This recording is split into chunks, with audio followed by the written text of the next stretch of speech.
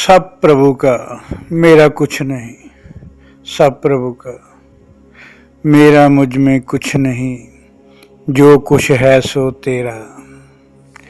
जब ऐसी मानसिकता बन जाती है तब त्याग अपने आप हो जाता है। तब त्याग का अहंकार भी नहीं रहता। जब मेरा है ही कुछ नहीं, फिर त्याग का अहंकार कैसे रहेगा। जब सब भगवान का, तो फिर मैं त्यागूंगा क्या। सही मानों में जब मानसिकता ऐसी हो जाती है या ऐसी बन जाती है, फिर अपने आप सब प्रकार की आशाएं, सब प्रकार की कामनाएं, सब प्रकार की दूसरों से उपेक्षाएं, सब प्रकार की तृष्णाएं, सब प्रकार की भ्रांतियां व बहन व द्वंद्व मिट जाते हैं। फिर जो हो रहा है उसमें संतोष, भगवान से शिकवे खत्म, शिकायतें खत्म हो जाती हैं। सुख व दुख की भावना खत्म हो जाती है। सुख व दुख की भावना खत्म हो जाती है। मन सदा आनंद महसूस करता है। वह व्यक्तित्व आनंदमय बन जाता है। फिर जाकर आत्म स्वरूप में स्थित होने की यात्रा शुरू होती है। इससे पहले ये पॉसिबल नहीं है। मानसिकता हमेशा संतों के संग से ही बदल सकती है। आज से डरना बंद करो। समय से पहले कुछ अनिष्ट नहीं होगा। समय आने पर इसे कोई रोक नहीं सकता। इसलिए रोज रोज डर कर मरना बंद करो। कर्म करते जाओ। कर्म करने में आप स्वतंत्र हैं, मगर फल आपकी इच्छा अनुसार नहीं मिलेगा।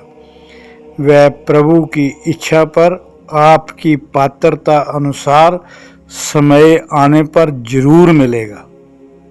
सिर्फ इंतजार करो।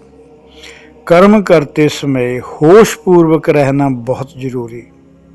मैं तो कहूँगा सोचते समय भी। सोचते समय या कर्म करते समय होश पूर्वक रहना बहुत जरूरी है। प्रभु का नियम है, जैसा करोगे वैसा भरोगे। कर्मों अनुसार आपका अगला भाग्य बनेगा, आपकी अगली प्रारब्ध बनेगी। समय से पहले ना खुशी आएगी ना गमी आएगी। जो कुछ जीवन में अच्छा या बुरा हो रहा है वह पिछले किए कर्मों अनुसार बनी प्रारब्ध के अनुसार हो रहा है। इसलिए प्रभु के नियम पर विश्वास करके तनाव मुक्त हो जाओ, बेचैनी मुक्त हो जाओ। व हर हाल में आनंद में रहना सीखो। सब प्रकार के अनिष्ट होने के भय से मुक्त हो जाओ। सब कुछ अच्छा व बुरा समय आने पर होगा। जब समय आ गया फिर टलेगा नहीं। प्रभु के विधान को टालने का उपाय किसी के पास नहीं, ना संतों के पास, ना महंतों के पास, ना कर्मकांडियों के पास, ना तांत्रिकों के पास। ईश्वर ना दयालु है ना कृपालु है, केवल न्यायाधीश है, न्याय करने वाला है। ये हमेशा याद रखना। वह ना क्रोध करता है ना माफी देता है, केवल आप द्वारा किए कर्मों अनुसार फल देता है। भगवान मानव से शुभ अशुभ कर्म भी नहीं करवाता। वह केवल कर्म करने की शक्ति देता है। शुभ अशुभ कर्म करने का फैसला करने के लिए आपको भगवान ने बुद्धि दे रखी है। कर्म करने की पूरी स्वतंत्रता दे रखी है। अच्छा व बुरे में फैसला करने के लिए विवेक दे रखा है। वह केवल आपके कर्मों अनुसार आपके भाग्य का फैसला करेगा। इसलिए आज के बाद जो भी प्राप्त नहीं है, इसलिए आज से जो आपके पास नहीं है उसकी कामना करके, या जो आपके पास प्राप्त है उसके चले जाने के डर से शोक करना बंद करो, चिंता करना बंद करो। मिलना या खोना प्रारब्ध अनुसार भाग्य के हाथ में है। समय से पहले प्रार्थनाओं से, कर्म कांडों से, अनुष्ठानों से कुछ नहीं होगा। अगर मेरे कहे अनुसार अपनी मानसिकता बना लोगे तो, अगर मेरे कहे अनुसार अपनी मानसिकता बना लोगे तो सुखी रहो जाओगे। अगर नहीं बनाओगे तो फिर क्या होगा? आपको मैं ये सचेत करता हूँ, अगर अपनी मानसिकता संतों के अनुसार नहीं बदलोगे तो प्रार्थनाओं द्वारा अपनी इच्छाओं की पूर्ति की कामनाओं से कभी मुक्त नहीं हो पाओगे। इससे सदा बेचैन रहोगे, तनावपूर्वक रहोगे, भयग्रस्त रहोगे, चिंताओं से ग्रस्त रहोगे। एक के बाद दूसरे, दूसरे के बाद तीसरे स्थानों पर भटकते रहोगे।